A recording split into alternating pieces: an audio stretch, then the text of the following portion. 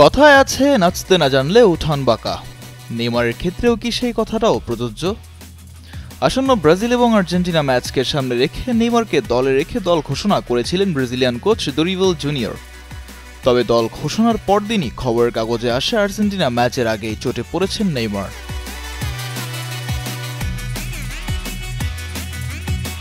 সত্যি কি চোটে পড়েছেন এই ব্রাজিলিয়ান সেন্সেশন? চোটের কারণে দীর্ঘদিন যাবৎ মাঠের বাইরে ছিলেন নেইমার। এরপর যোগ দিয়েছেন নিজের আগের ক্লাব সান্তোসে। ইনজুরির পর সান্তোসের হয়ে নিয়মিত মাঠে দেখা যাচ্ছিল নেইমারকে। এর মধ্যে 7 ম্যাচ খেলেছেন সান্তোসের হয়ে। এই 7 ম্যাচে 3টি করে গোল এবং অ্যাসিস্ট করেছেন এই তারকা। কিন্তু এর পরে যেন দুঃখ আসে নেইমারের কপালে।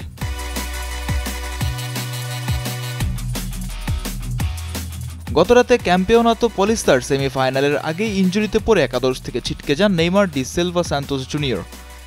ফলে পুরোটা সময় বেঞ্চে বসেই কাটাতে হয় নেইমারকে। সে সাথে বেঞ্চে বসে নিজের দলের হারও দেখতে হলো নেইমারকে। সেই ম্যাচের কান্নার ভিডিও ভাইরাল হয় সোশ্যাল মিডিয়ায়। তবে তার থেকে ইতিবাচকের দিক থেকে নেতিবাচক মনোভাবই দেখা যায় ভক্তদের থেকে। মূলত সেমি ম্যাচের আগে নেইমার তার প্রেমিকার সঙ্গে কার্নিভাল প্যারেডে যায়। সেই ভিডিও ফুটেজও সামাজিক যোগাযোগ মাধ্যমে ভাইরাল হলে ভক্তদের রোষানলের মুখে পড়েন নেইমার।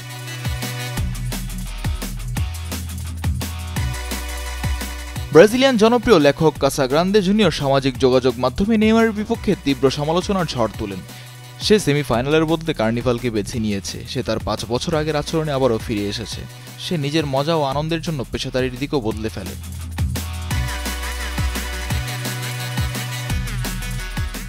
তবে সেই সমালোচনার থেকেই মূলত কান্নার ভিডিওটি ভাইরাল হয়, যেখানে নেইমার বলেন, এ ধরনের মুহূর্ত খুবই কঠিন।